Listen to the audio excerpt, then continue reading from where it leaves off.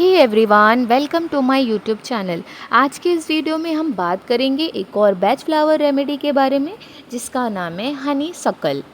So friend, क्या आपको मालूम है ये हनी सकल मेडिसिन क्या होती है, हम किसे देते हैं और क्या सिम्टम्स मिलने पर देते हैं? सो फ्रेंड, जो हनी सकल का जो पर्सन होता है, पेशेंट होता है, इंसान होता है, वो ऐसा होता है कि उसे बस ऐसा लगता है कोई मेरा बीता हुआ दिन लौटा दे।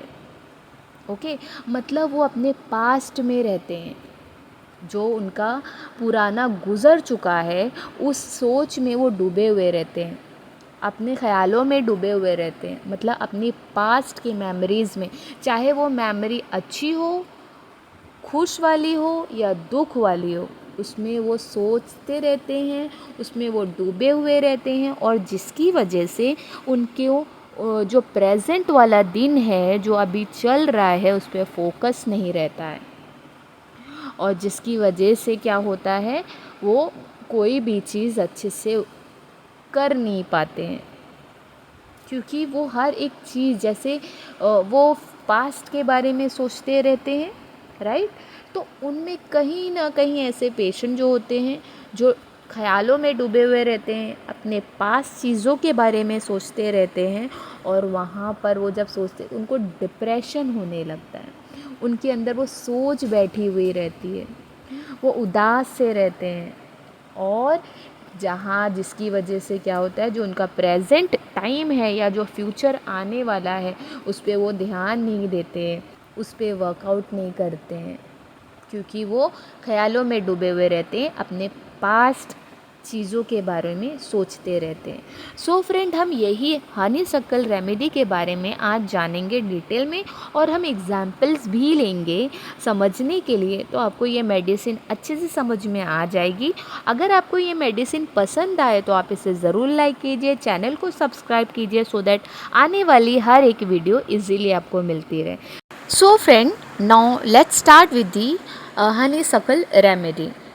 हर टाइम मैं आपको ये बताती हूँ कि बैच फ्लावर के 7 ग्रुप्स होते हैं, और जो ये हनी सकल रेमेडी होती है ये insufficient interest in present circumstances की ग्रुप की मेडिसिन है। ओके, सो जैसे कि मैंने बताया है कि हनी सकल का जो पेशेंट होता है, जो पर्सन होता है, वो हमेशा अपने पास्ट के बारे में सोचता रहता है, उस ख्यालों में डूबा हुआ रहता है।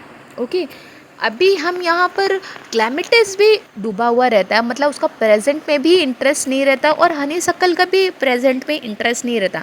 बट क्लैमिटिस और हनी सकल में क्या डिफरेंस है?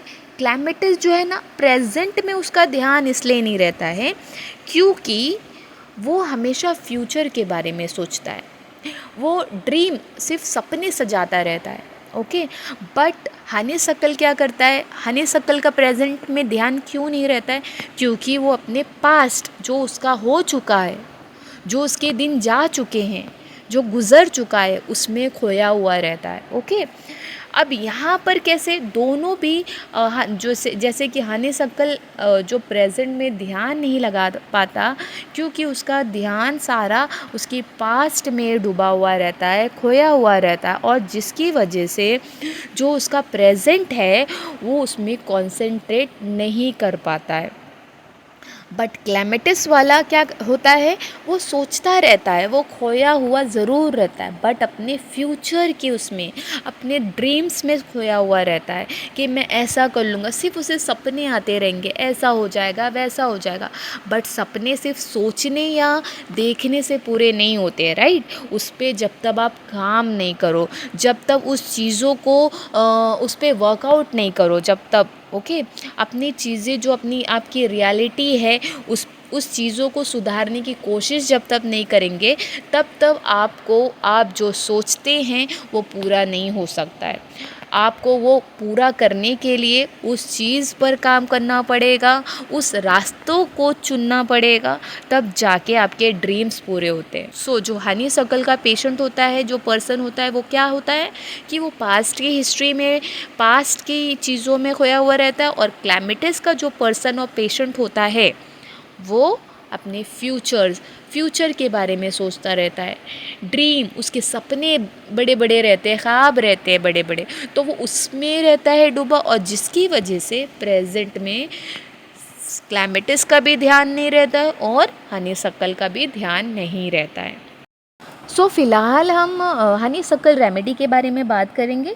तो जो पेशेंट होता है हनीसक्कल का, वो कभी भी अपने फ्यूचर में या अपने प्रेजेंट में नहीं जीता है। वो हमेशा अपने पास्ट की मेमोरीज़ में ही खोया रहता है, चाहे वो मेमोरी उनकी अच्छी वाली हो, चाहे वो सैड वाली मेमोरीज़ हो, और जिसकी वजह से क्या होता है, वो अपना फोकस प्रेजेंट में बना नहीं पाते और जिसकी वजह से जब वो फोकस नहीं कर पाते हैं, तो उनकी जो पर्सनल लाइफ होती है, उनकी जो वर्क वाली लाइफ होती है, वो बहुत ज़्यादा इफ़ेक्ट कर देती है ये सब चीज़ों को लेकर, ठीक है। क्योंकि उनका जब प्रेजेंट में ही इंटरेस्ट नहीं रहता है, तो वो अपना फोकस भी नहीं दे पाते हैं, क्योंकि चीज़ों को लेकर अपना दिमाग तो उनका अपनी पास्ट में ही डूबा हुआ रहता है। और फिर क्या होता है, बहुत ज़्यादा उनको डिप्रेशन होने लगता है, टेंशन होने लगता है, और उनका फोकस नहीं रहता है। जब ऐसे लोगों को हम हनीसक्कल रेमेडी देंगे, तो उनका फोकस बनाने में हेल्प करती है, उनका प्रेजेंट में इंटरेस्ट लाने में काम करती है, उनका जो मेमोरीज़, जो वो पास्ट की मेमोरी है, उसको हटाने का काम करती है, और जो उनका डिप्रेशन है वो कम करने का काम करती है। ये मेडिसिन बहुत हेल्पफुल होती है। जो बहुत ज़्यादा लोग होते हैं, उनको ऐसा लगता है कि जैसे प्रेजेंट में ऐसी कोई चीज़ ही नहीं है जो उनको खुश कर दे, क्योंकि उनको ऐसा लगता है सब जो पास्ट में उनके साथ हुई है या वो देखे हैं, वो करे हैं, उससे बेहतर कोई और अच्छी चीज़ नहीं है प्रेजेंट में। ओके, तो यहाँ पर ऐसे लोगों पर ये हनीसक्कल रेमेडी बहुत अच्छा वर्क करती है। आई होप आपको ये मेडिसिन अच्छे से समझ रही होगी। फ्रेंड, आप हनीसक्कल जो रेमेडी है ना, इसको आप कह सकते हो कि ये ओल्ड एज डिप्रेशन, ये मेडिसिन को आप ये भी कह सकते हो ओल्ड एज डिप्रेशन। जैसे कि कोई पर्सन है, कोई इंसान है, वो कहता है कि हमारे टाइम में ऐसा था, हमारे टाइम में वैसा था, वो कितना अच्छा था, वो कितना सही था। ओके, तो चाहे वो अच्छी मेमोरी हो, चाहे वो बुरी मेमोरी हो, लेकिन रिज़ल्ट होता है डिप्रेशन वाला। ओके, अगर ये इंसान के साथ कोई अच्छी मेमोरी है, राइट, तो वो कहेगा कि वो कितना अच्छा था दिन मेरा, वो कितनी प्यारी यादें थे, तो वहाँ पर भी वो थोड़ा डिप्रेस्ड हो जाता है सोचकर। ओके, और अगर अभी सब सही चल रहा है और उसके पास्ट में कोई ख़राब वाली यादें हैं, बुरी यादें हैं, तो वो बोलेगा अरे बाप रे, वो कितना मेरा बुरा दिन था, कितना बुरा वक्त था, तो वहाँ पे भी वो डिप्रेस्ड हो जाता है, राइट। तो ये जो रेमेडी है ना, लिंक ब्रेक करने का काम करती है, क्योंकि वो हमेशा सोचता रहता है पास्ट के बारे में, और जिसकी वजह से उसका फोकस प्रेजेंट में नहीं रहता है, उसका इंटरेस्ट प्रेजेंट में नहीं रहता है, वो डिप्रेस्ड हो चुका रहता है, उसके अंदर डिप्रेशन आ जाता है। तो ये रेमेडी लिंक ब्रेक का काम करती है और उनको हेल्प करती है, उनको जो प्रेजेंट है उसमें जीना सिखाती है, पास्ट की यादों को रिमूव करने में हेल्प करती है ये रेमेडी। ओके, ये रेमेडी आई होप आप अच्छे से समझ गए होंगे। Friend, now we will take examples. Honeysuckle के एग्जाम्पल्स किस तरीके से होंगे। सपोज़ फॉर एग्ज़ाम्पल, एक कोई पर्सन है जो बहुत सारे लोग रहते हैं हॉस्टल में, राइट, अपना घर छोड़कर, अपनी सिटी छोड़कर, अपने घर वालों को छोड़कर पढ़ाई के चक्कर में। तो क्या होता है, ऐसे लोग ना होम सिकनेस की बीमारी हो जाती है, उनका मन नहीं लग पाता, उन्हें घर की याद सताने लगती है, घर की याद आने लगती है, लोगों की याद आने लगती है। तो यहाँ पर भी हनीसक्कल बहुत अच्छा वर्क करती है, क्योंकि वो उनको याद आती है, और जिसकी वजह से वो स्टडी पे ध्यान नहीं दे पाते हैं, अपने प्रेजेंट में ध्यान नहीं दे पाते हैं। तो ऐसे लोगों को जब हम हनीसक्कल की रेमेडी देंगे, तो उनको जो होम सिकनेस की प्रॉब्लम है वो निकालने में हेल्प करती है, और जिसकी वजह से वो अपने पढ़ाई पे ध्यान दे पाएंगे, अपने प्रेजेंट सिचुएशन पर ध्यान दे पाएंगे। यहाँ पर हनीसक्कल बहुत अच्छा वर्क करती है।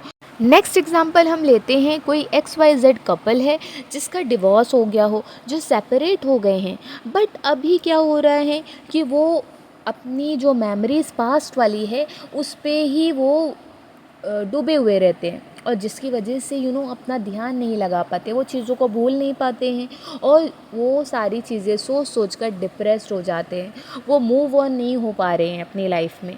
तो यहाँ पर भी हनीसकल अच्छा हेल्प करती है, क्योंकि उनकी जो बैड पास्ट टॉक्सिक मेमोरीज़ थी उसको हनीसकल रिमूव करने में हेल्प करती है, उनको मूव ऑन होने में हेल्प करती है। Okay, so friend, I hope आपको ये एग्जाम्पल्स और ये मेडिसिन अच्छे से समझ में आई हो। अगर आपको ये रेमेडी अच्छे से समझ में आए हो और पसंद आई हो तो आप इसे ज़रूर लाइक कीजिए, चैनल को सब्सक्राइब कीजिए, सो दैट आने वाली हर एक वीडियो इजीली आपको मिलती रहे। फ्रेंड, ऐसी बहुत सारी बैच फ्लावर रिलेटेड रेमेडी मैंने अपने यूट्यूब चैनल पे पोस्ट किया है, आप उसे भी चेकआउट कर सकते हैं। मिलते हैं नेक्स्ट वीडियो में, टिल दैट टाइम अपना ख्याल रखिए। Okay, bye.